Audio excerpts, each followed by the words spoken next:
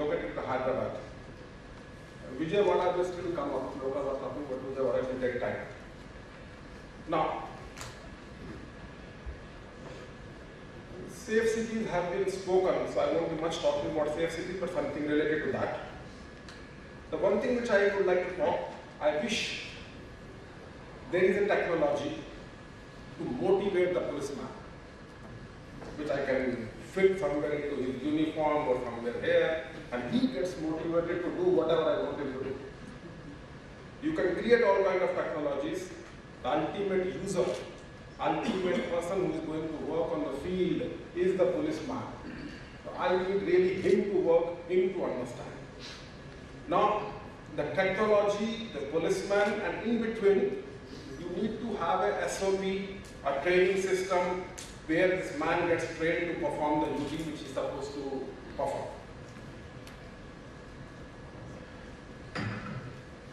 The second point I would like to make, as sir initially said that we should talk about something about the budgetary things and something about the trust of the people. With all humility, 29 years of service in the police department, I must admit that there is a huge trust deficit still, which we need to cover. And it would take time. Community policing, we were talking the soft skill training, we were talking the service orientation of that issue, and lot of ground to be covered. I don't foresee happening in my service at least, but we are moving inch by inch. It takes time. Coming to the budget, I must share with you two things. I hope some of police officers in the audience would be aware of it. In spite of all the technology we talk about, the 21st century we talk about, out of 15,000 odd police stations which exist in the country, still there are 20 to 25% police stations which don't have a vehicle even today. We are talking all very, very advanced technologies, what to fit inside the vehicle. First, let there be a vehicle. That's the first point I want to tell you. And secondly, there are police stations where FIR number would cross maybe 300, 400, 500. You definitely need a second vehicle. You need motorcycles. Whatever you do in a city, in a control room, but you need responder vehicles. You need the people there who can respond to that situation. Sitting in a control room and analyzing a situation is fine, but how about the man on the ground who has to go and deliver there? We need to pay attention to that. Similarly, we in the BPRLD try to create a small kind of an architecture, okay, what all should be there. You see, basically at any police station when a crime happens, you need to go to the scene of crime and pick up the evidence. So I need a scene of crime officer kind of a person who is trained to pick up those things. I need a basic investigation kit. Investigation kits are supplied to the police stations, but they are not replenished, the reagents which are there, and they lie like that for the years together. Similarly,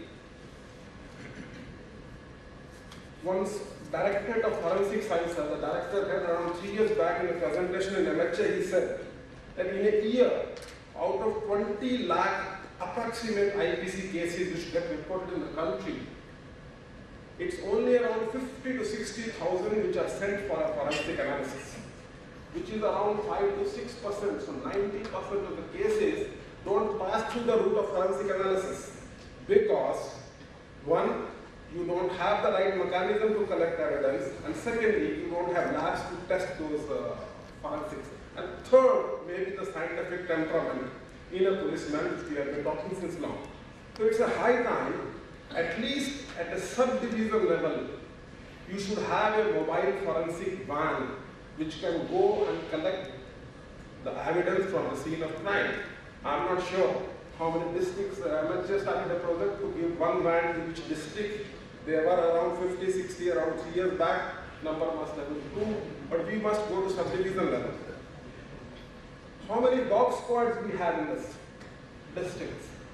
You need a dog squad effectively at each subdivision level. When the science doesn't work, let me tell you, dog works. So you need sniffers, you need trackers, you need their breeding centers, you need their training centers, you need to build those. Similarly, effectively at each district headquarter level, we need to develop a mini forensic science laboratory. Every case need not go to the state headquarters. The small cases, the serological cases, an accident, we should be able to examine at a district level. We need to develop those labs over there. So what I am basically trying to tell you is, what do you need at police station level, what do you need at subdivision level, what do you need at district level, what do you need at the state headquarter level. So we need to create a technology vision document for various kind of police forces, for various kind of units, what all is required. By experience, we have been using many of the things. These things are not documented anywhere. What all you need to put in a jeep, what all you need to put in a police station. When a man walks on a patrol, what all he needs to put on his uniform. So if we can create this kind of a base document, and we need what is required at what level, then maybe, and this of course police people have to do, but then all of you are welcome to help us in doing that. And once that is there, then we will know, okay, control room, this technology is required. For this, then there are various options. Choose among the options. How do we choose? In the BPRND, so many of you used to come for making presentations. You make presentations are very good, but after the presentation, I really do not know how to decide. You need standards. Loka was talking about standardization. We need a National Police Technology Development Center who can make the KORs, who can standardize the KORs and tell us that these are the minimum benchmarks which need to be met. We don't have those benchmarks as of today. These are all vendor driven. You come up with something good, he comes up with something good, and I do not know how to compare. So I need the Technology Development Center. MHA has sanctioned, but it is in very, very primitive stage in the BPRND as of today.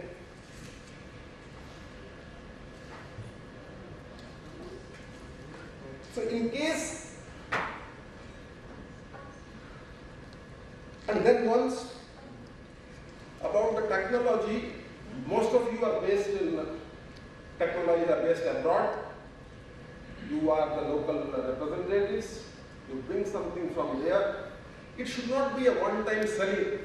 Somebody was mentioning, I think Srija was mentioning about a 10 years kind of a contract. Why 10 years? It should be a lifelong partnership. You do my back office, you take care of that. You take care of maintenance, you take care of upgradation, you take care of running of that. I will do my frontline job, which a police officer is supposed to be doing. That should be a long-term partnership at the time. We need to develop that, then only it will really survive and benefit all of us. And then of course, say a situation like Bombay. You have Navy, you have MSG, you have Mumbai Police, and you would have local forces. Each force may be having a different kind of a wireless set. How to make them work with each other? Interoperability of the systems. I don't want every time you come out with a new technology, I need to throw the old things out.